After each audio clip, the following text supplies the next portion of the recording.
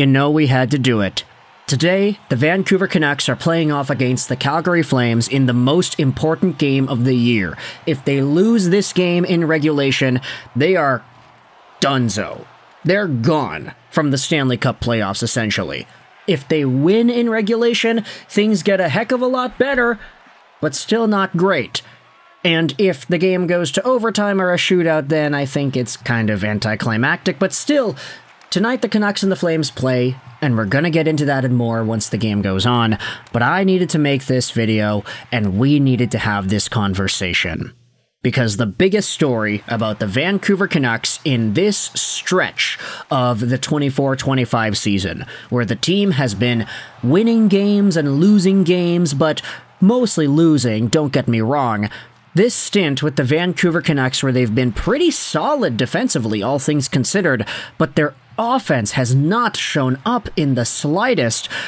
This stint has been headlined by a primary conversation about one person. Rick Tocchet, everybody.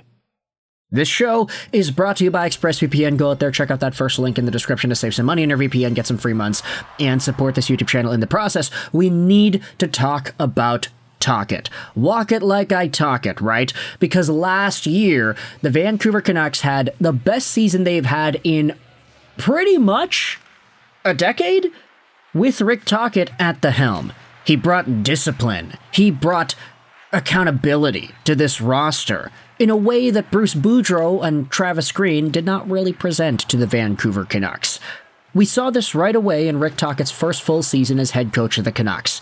Andrei Kuzmenko went to Bali, his training in the offseason wasn't great, and Rick Tocchet punished him for it. All but one Vancouver Canucks players had career years that year. The only guy who didn't have a career year was Elias Pettersson, who had 100 points the year prior too. But, for the most part, Besser had 40 goals and 70 points, Miller had 100 points, Quinn Hughes won the Norris, Rick Tocchet won the Jack Adams, Thatcher Demko was a Vezina finalist. It all went right last year, but this year things are really underwhelming.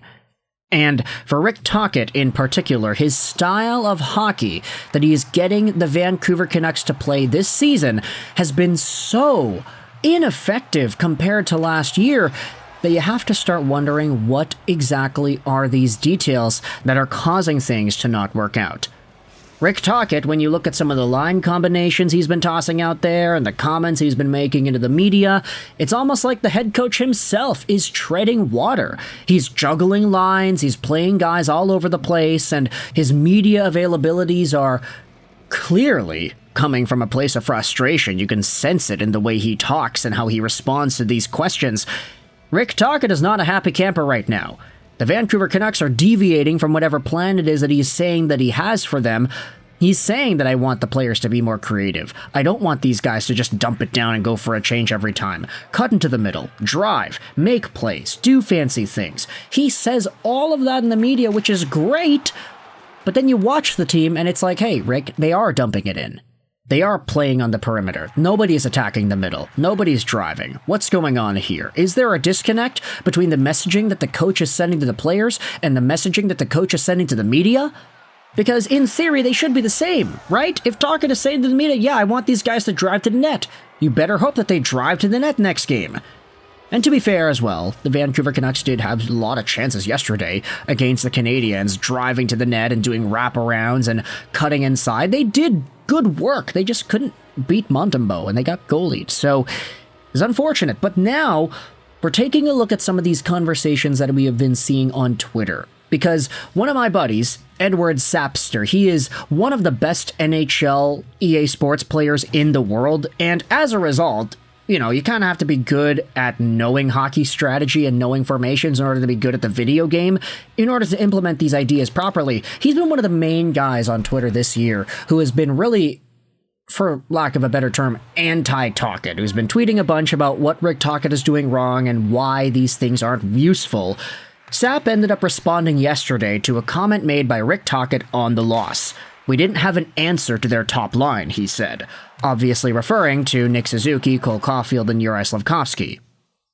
Sap then goes out there and responds to this idea, saying this: in addition to a 22.2% Corsi, Cole Caulfield has less than a 25% expected goals for percentage against Elias Pettersson tonight at 5v5.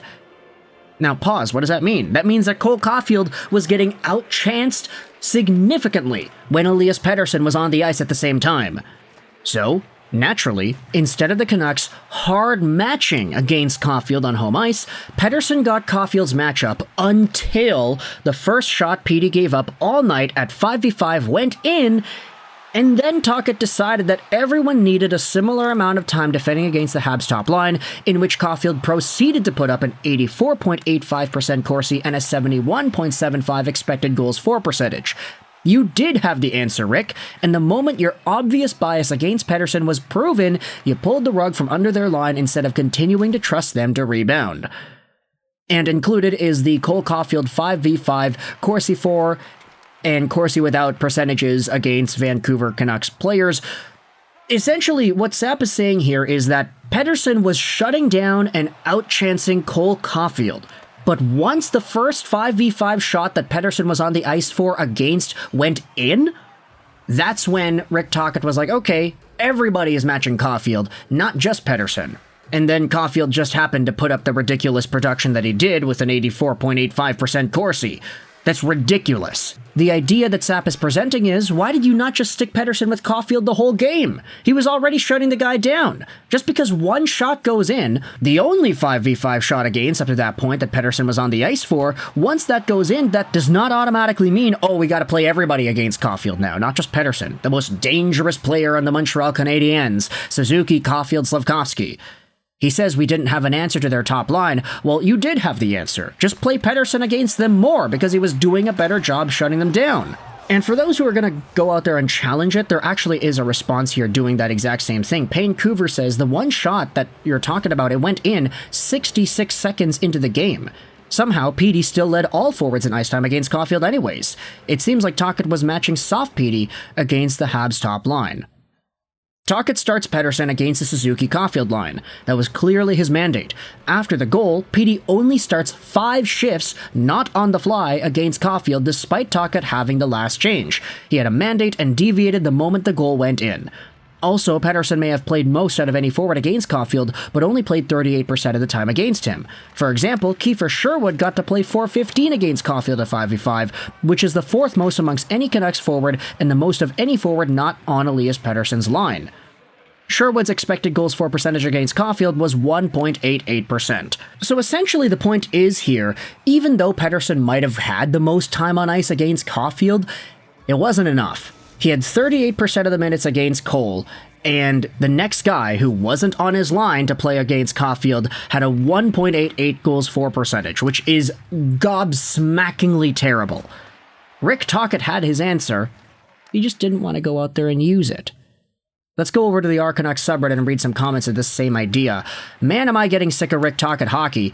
He pulled the same crap with the Coyotes. They would have a really good line, screw up once, and then he'd go back to the blender. I have no idea how this sub, or this fanbase outside of this sub, convinced themselves that Rick Tocchet was ever a good coach in the NHL. His career up until this point speaks for itself. Quite possibly the biggest fraud of a Jack Adams in a long time. They were all just blinded by one good season last year. I say time and time again, it's the coach's job to bring the best out of the players, and he consistently finds ways to make his players worse. Last year, almost every player had a career year, and they carried him to a Jack Adams trophy. This subreddit also thinks all the distractions this year are the players or the management's fault. I'm sorry, but as a coach, you need to keep your house in order. You need to earn your players' respect so they will put their differences aside and continue on as a team. I think this is a given. Yes, PD and JT should take on some responsibility for what transpired, but good leadership in the dressing room starts from the head coach. During this entire season, time and time again, Tocchet says the players are not following his game plan. My question is, you're the coach. If the players are not following your game plan, it's your responsibility to get them to follow it or hold them accountable during the game and not just stand there with a hissy-pissy face doing and saying nothing. Also, if the only thing consistently throughout this season is that his team wasn't following his game plan, then I would say there are some gaps with his communication to his players. And so with that, I'll leave you the end of this video here.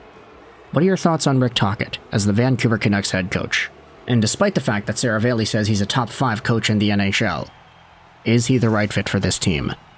Let me know your thoughts in the comment section below. I hope you enjoyed this video. And bye.